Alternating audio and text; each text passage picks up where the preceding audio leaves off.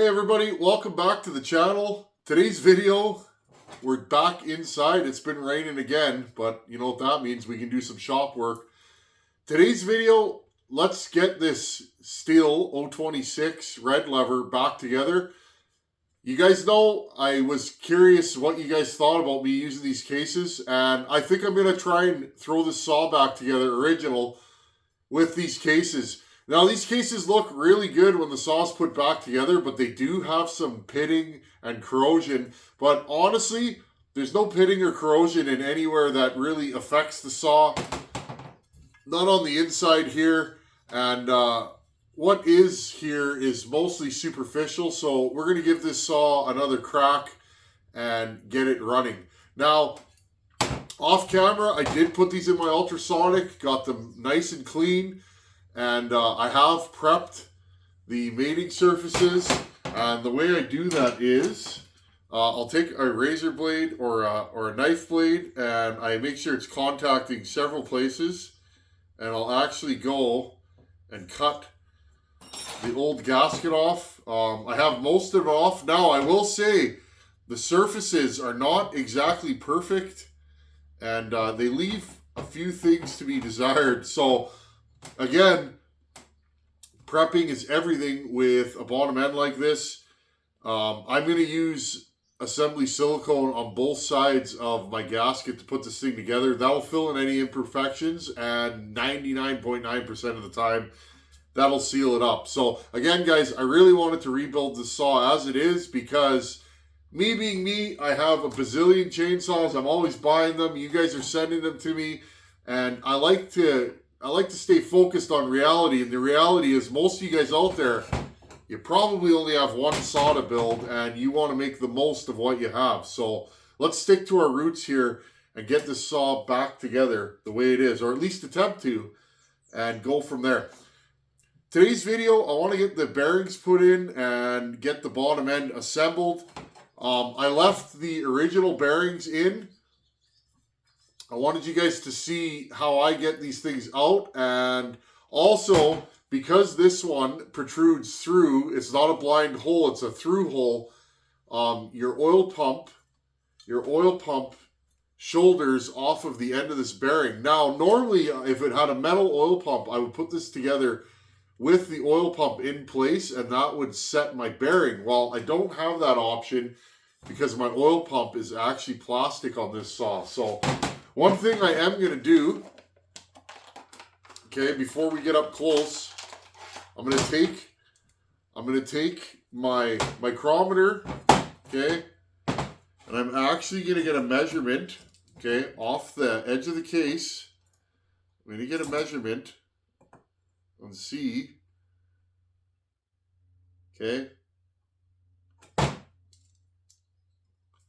0.051 looks like. I'm measuring from the case to the shoulder of the bearing. 0.045, okay? Now I'm going to take my book and I will make note of that after so that if I'm curious, I can see where the bearing actually is, okay? 0.045 is what we're reading. That way I know if the bearing's too far in or too far out, and I can make adjustments accordingly. Okay, I'm going to set this all up. Let's get the heat gun going, and let's put this saw back together. Okay, so if you've never done this before, the way I do it, you want to heat this portion of the case up, okay?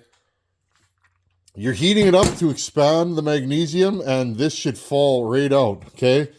That's how I do it. You'll never damage a case doing that. Some guys do drive them out cold. I'm not that feller. You can do that if you want. You may or may not damage your case doing that. So, okay. So, first things first, heat these up till they fall out. I use a heat gun. This is the one I use. Good old Canadian Tire Mastercraft unit. And they should fall right out. Now, if they don't, I can take this and hit it. Okay, socket that fits in there, hit it, and it should come out. Okay, I'm going to start heating this up. 300 degrees, somewhere around there is usually the sweet spot, and I'll get this rocking and rolling. I won't bore you guys with the details, but okay. Now, I know when it's warm enough, you can smell it. The oils start to come out of the case, and you'll actually see the oils will start to burn off, and then it'll fall out, okay? Usually takes 3 to 5 minutes with this gun. This one's really hot, so I like to move it around a lot, but you'll see it'll heat up and it'll fall out. I'm going to heat this one up, and I'll bring you guys back when I think it's about hot enough. Now, friends, I missed it. It fell right out, okay? I never touched it. Here's the old bearing. Remember, those have plastic races, so you got to be careful putting them in. You don't want to get those plastic races too hot, but there you guys go. Now I'll throw that aside. I'll grab this one. This one I'll try and get on video, okay? Again, I just go around here, and it should fall right out. I'm going to try and do it this way. You can prop it up on the other side and it'll fall inwards, but in this case I'm going to go this way and it should fall outwards. Again, I'm going to heat this up. That only took about a minute in the last case, so these things are heating up really quickly. Little saw, I guess. Already I'm burning the race, putting a lot of heat to this. I'll come back when this thing's warm enough. Okay, it's been about a minute. I don't know if this one's going to fall out. Still feels like it's stuck in there. Okay, you guys see that? Look, I'm just going to push on it with the hammer. Out she comes. Okay, now let it cool down. And we'll prep this thing for assembly once it's cold. So if you've never done this before, I remember the first time I ever did a bottom end was an 026. And I found myself pondering, how am I going to do this?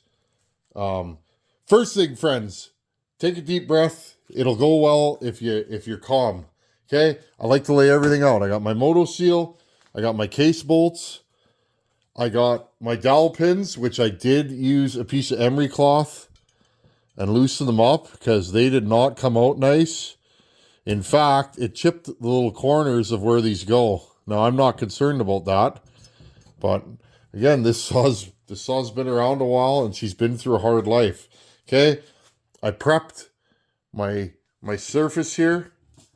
Okay, I cleaned everything, blew everything off. I inspected the paint. Very important on old Stihls. This paint will come off. Now, if you notice, this paint is not overly discolored. It's slightly, tan, but it's all good. Okay, next thing I do, you guys don't have to do this. I like to take a little brake clean. Be careful with brake clean. Some of it will take paint off. And I will give this a final clean inside the bearing pockets. Okay. All my surfaces. It's just easier to do it right now than it is to do it later. Okay. And as I'm doing this, I'm thinking about, what do I have to do here? Well, it seems very simple, but there's a problem with this setup. And it's not just Stihls. There's new Huskies with this problem too. Now, if you guys look, Ryan at Wolf Creek Saw Shop, he sent me a nice package with a new West bearing. These used to be proprietary, Stihl only. Well, now you can get them aftermarket, but if you guys notice, what do you see there? It's got one of those nylon cages. Now, those don't scare me. I've built a lot of saws with those and never had a problem, but when you're putting them in, what do we got here? Here's the other side. This side seems okay. I'll just grab my knife here. When you're putting these bearings in with the nylon cages, you don't want to get them too hot, or guess what? You'll fry the cage. Now, this is a regular 6202 C3 SKF. Really like these. They're good bearing. And I've had good service from them. So we're not so worried about this bearing, but we are worried about this one, heat-wise, right? So, first off, think about what you're doing. Now, I want to make sure I put assembly silicone on these case halves, but I have a blind bearing on one side, and that's this side, right? Blind by meaning the end of the hole is like that, okay? But I have a bearing that just basically sits in a hole that goes through the case here, okay? So, what I'm going to do is, I'm going to put this bearing with the nylon, I'm going to install this on the crankshaft. And the reason why is all I have to do is heat this bearing warm. The crank is cold and it should slip together, okay? Notice it won't go together the way it is. And then on the other side, I'm going to take this bearing and I'm going to put it in the hole that's not, or that is blind, okay? And then, so what will end up happening, I'll show you guys right now, okay? So, stay tuned, okay? I'm going to take this bearing and heat it up, or this case half and heat it up. Okay, I got my heat gun here. Just going to heat this side up so I can install the bearing. Again, heat it up till you can smell it burning, basically about 1 minute to 2 minutes with this one. And you'll see it, it'll start to steam, and that steam is actually the oils coming out of the case. Okay, I can really smell that oil burning. Okay.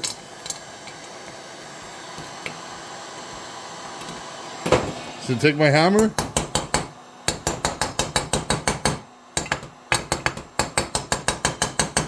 Okay, and in it goes. Now, you can make a mandrel for that or whatever you want to do. But in this case, I just use the hammer. And if you don't think it went in all the way, you can take yourself a socket. Again, we'll keep it classy. Okay, hit the edges. Make sure that it's in all the way. Okay, now I'm not worried. This one dropped in pretty easily. It's protruding, you know, a hair just like it was factory. And we shouldn't have any issues. Now I'm going to let this one cool off. As I'm doing that, I'm going to take my brand new bearing here. Okay, room temperature. Oh, and again, if you're new at this, sorry, I get a little ahead of myself. Tapered side always goes where the flywheel goes, which is right here, okay? Tapered end with the keyway is always the flywheel side. And that's how you know which is which. Okay, now all I'm going to do with this is I'm going to take my bearing. I'm going to plop it down on the bench. Okay, and I'm going to carefully, and I mean carefully, heat this bearing just so that it's warm. Not hot, but warm. And then I'm just going to take me some of this. Okay, I'll probably heat it this way because that's the way I want it to go. I'll just take me this, I'll pick it up and I'll slide it onto the room temperature crankshaft. Okay, again, I'm going to hold my gun farther away. Just want to heat up that middle, get it warm. You can already see the tabletop is popping. Okay, I don't want to fry that bearing race. This heat gun is very, very hot. Okay, and that should be all it takes right there. Take your crankshaft. I'm going to pick this up. In winter, if you leave the crank outside, you can just pop these on room temp. Now, it doesn't appear that I warmed it up enough, so I'm going to pull it back off. Oh, give me a second here, friends. Okay, take two. You guys see that? I popped it back off. It went flying onto the corner of the bench there. Okay. Just want to be careful. I don't want to overheat this thing. The plastic melted right away on the original bearing. We don't want that to happen on this bearing. So again, very careful. Now, sometimes these can be stubborn and they don't want to go on all the way. So, take your time, be patient. Remember, if this gets stuck on the crank, use your crank splitter and pull it back off again. And it shouldn't give you any trouble. Okay, I'm going to heat it a little more this time. Okay, here we go. Same thing, room temperature crank. I'm going to pick this back up. Now this thing's giving me some trouble. There we go. Okay, friends, I slid it onto there by hand. Now, that's on as far as it can go. Now, I'm just going to leave it. And if you want to cool it down quickly, blow some compressed air through there. Okay? So, now we have the bearing on one side on the crank and the bearing on the other side in the case half. Okay? Now, all we're going to do with this now is because the thing is, I don't want to heat this up a ton in the case half. So I'm going to let this cool still. I'm going to take this case half, which is kind of backwards. Normally I do them this side first. Okay. Basically, friends, I'm going to drop this in here. I'm going to drop this in here and let my crank more or less be my guide on how far this can go through. Now, this bearing stock right to this shoulder, you see that beveled edge there? That's how far it went in. So what I'm going to attempt to do is heat this case half, and I'm going to use my crank, and I'm going to drop this in, and I'm going to hold it, spray a little compressed air on there, and it should hold it where it needs to be. And that should get us more or less centered so that when we put the oil pump on, we don't have problems, okay? So, again, I'm just using paper towel. I'm trying to keep this as simple as possible. No special tools. Anybody can do this in their shop with a little redneck ingenuity and some patience. Okay, I'm going to get to heating this case up, and we'll throw the crank into the case half. Okay, I got everything laid out here. I'm going to heat this up good and hot, just like we did last time. This will take a little bit longer. I'm going to get it hot, and then, like I said, I'll drop my crank in there. It should only go in so far, and then I'll hit it with compressed air. And that way, the nice thing about this way is your bearing is as far as it can go on the crank. You can always push or pull the crank in or out once your cases are together with your case splitter. So remember that. Or hit it with a mallet and everything will move. So, okay, I'm going to heat this back up. Okay, I think we're going to be hot enough. I guess we'll find out. Now, this kind of, you want to work as quickly as possible. Make sure your rod is facing up when you do this. Okay?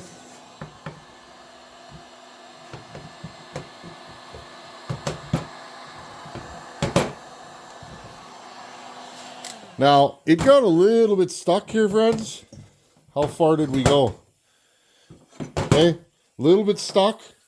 I'm going to heat this. I'm going to continue to heat the case until it drops in, okay? I didn't heat it quite enough. That's okay. I'm heating the case, not the bearing. Okay, now you may want to take a hammer and hit this crankshaft, but remember, this crankshaft is pressed together and you could damage it. So, you know, if you want it to go like this and just give it a light tap, that's okay, but don't be wailing on it because you can do a lot of damage.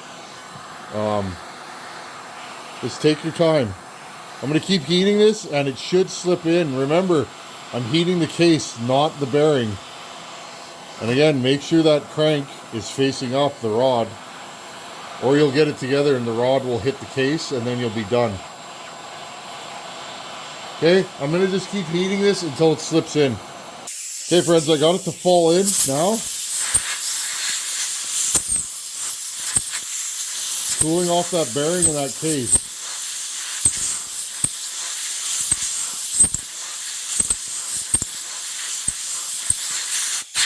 Okay, and it should be in there solid now.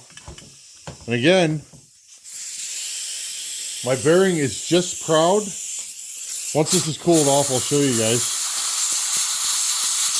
My bearing is just proud of the case. No problems there with anything. Okay, now I'm going to let this cool down for about 5 minutes. And then we're going to prep our case and start putting our gasket on and put the other half on. I'll show you this quick, guys, before it cools off. But again, you can see this bearing could just fall through here. And I'm sure there's tools. I could probably make one on my lathe, but again, I work on so many different saws. I don't work on a lot of 026s, so to me, this is just the best way. There's probably better ways. And again, take my tool, measure.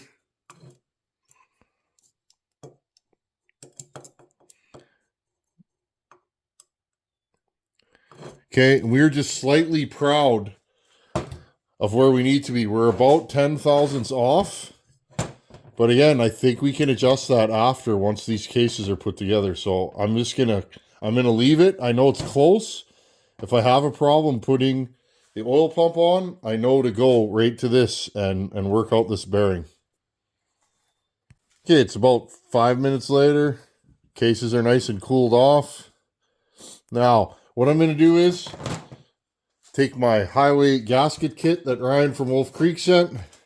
Okay, I'm going to cut around here and I'm going to remove this gasket from the cardboard. I've been using these for years. They're fine. Never had a problem with any of these gaskets. They're definitely quality. Okay, I'm going to remove that gasket. Okay, I've wiped this down with brake clean. I'm going to take my Permatex Moto Seal. This is a fresh tube. Okay, poke a hole in there. Now this stuff's ready to rock and roll. I'm going to apply assembly silicone with my clean finger to all the gasket surfaces. And the reason why I'm doing this, now you don't always have to do this. I certainly don't do it on every saw. These cases are kind of rough. They have their issues and their areas that are less than perfect.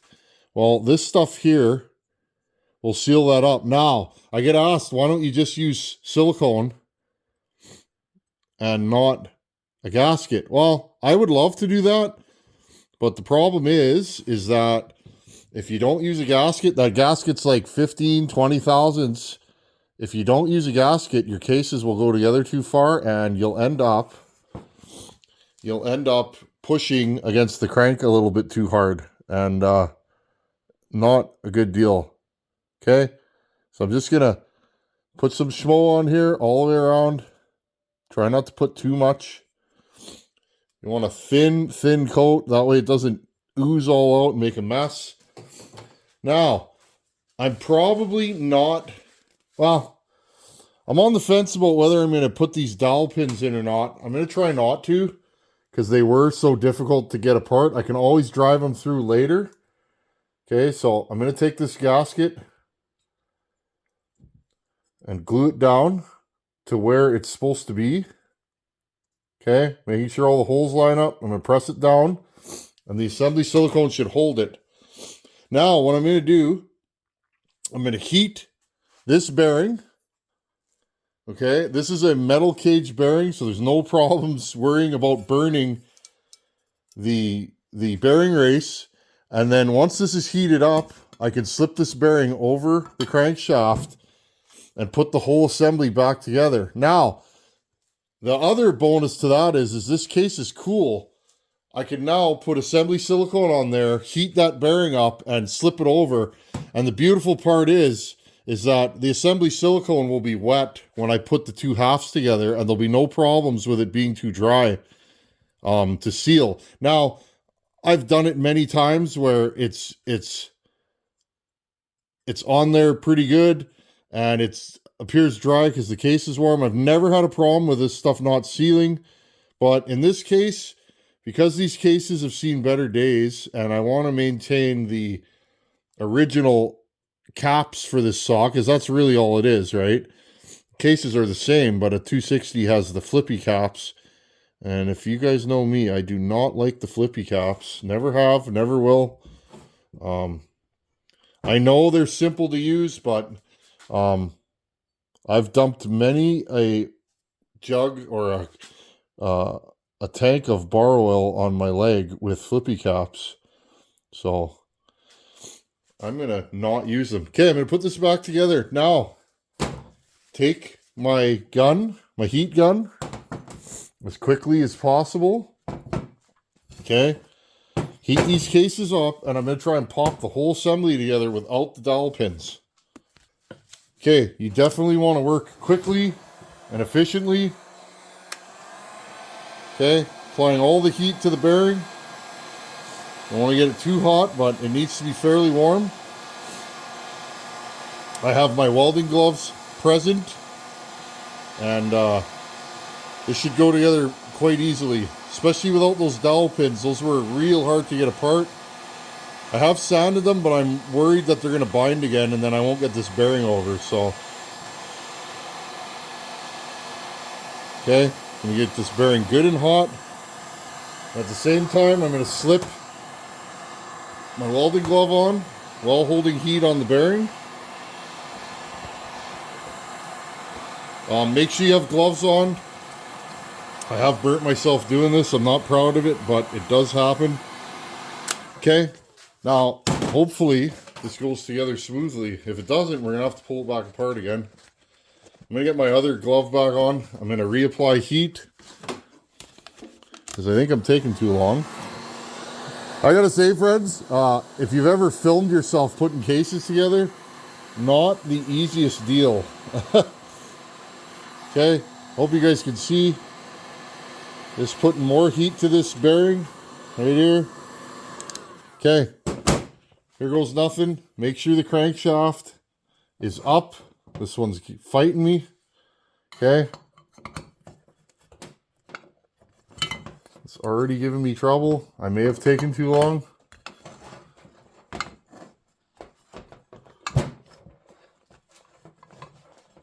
Again, this is why I said keep the rod up.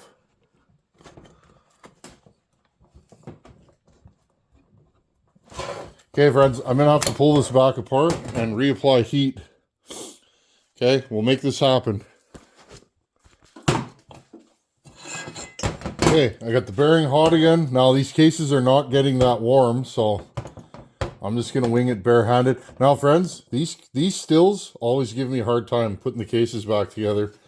I also opted to go with the dowel pins.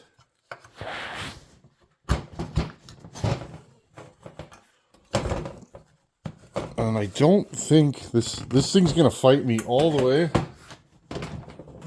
Not sure why this thing doesn't want to go together. It's definitely the dowel pin again. Yep. Give me a second here, friends. I'm going to pound that dowel pin through. Well, friends, I got snagged on the dowel pins. This thing is mostly together, so it's going to fight me. Sometimes you get ones that fight you. You guys have seen me do this many, many times on the channel. Sometimes they fight you. My plan went awry, so I want to put this together before my silicone dries. I want to put this back together, so we're kind of dedicated here. Now, this is mostly together. All I'm going to do, while it's still warm, I'm going to do quarter turns. Okay. Quarter to half turns, and I'm going to pull this thing back together. And all it's loose, friends. It's not fighting me. There's no tension. Okay, you don't want to reef this down. If you're reefing it down, something's definitely stuck. Okay. We should be getting close to together. And there we have it. Okay. Now, that was one of the roughest bottom ends I've ever done, but I'm showing you guys, this is legit. Okay. Cinch these down. And that's that. Now, notice there's a ton of side load on this bearing. Okay. While this thing's still cold, I'm going to grab it and I'm going to hit it. Okay. It's still tight. I'm going to grab the other way. I'm going to hit it. You heard it go twang there. One more time. And here's the funny thing, friends. I bet you that this PTO side bearing will now be in far enough that we can mount the oil pump on it. Okay, I'm going to give it a good whack. And there it is, okay?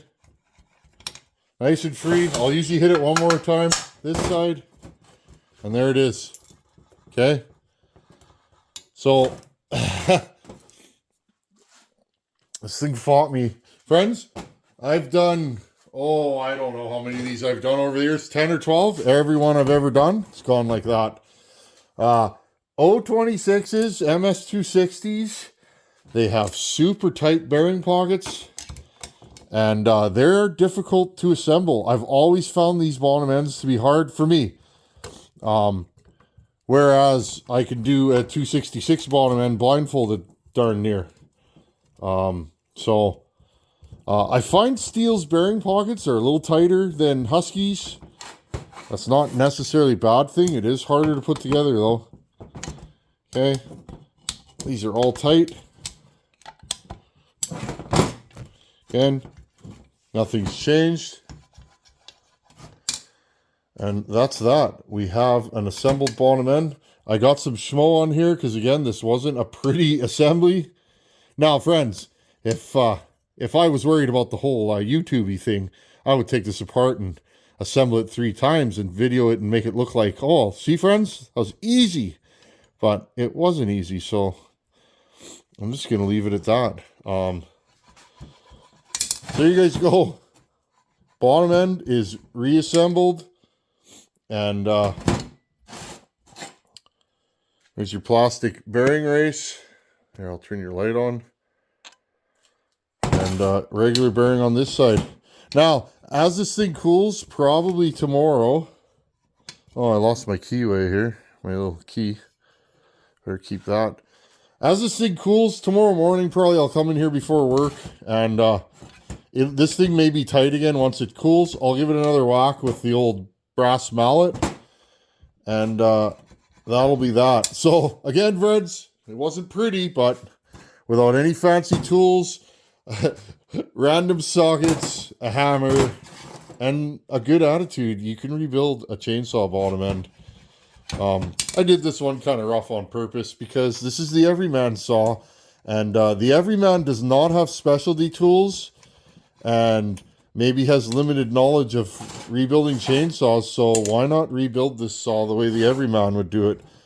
Okay, if you don't have a heat gun, use a torch. I prefer a heat gun, but again, you can do it with a torch. You can put the cases on a wood stove and heat them up that way. And just for fun, friends, what were we at? 45 thousandths. Okay, let's take our measuring apparatus. Let's see. 46 thousandths. So, like I said, don't get caught up in the details of how am I going to do this, and this has to be zeroed here, and yada yada. Friends, it all works out. Put the bearing on the crankshaft. That bearing is supposed to be all the way pressed against the crankshaft.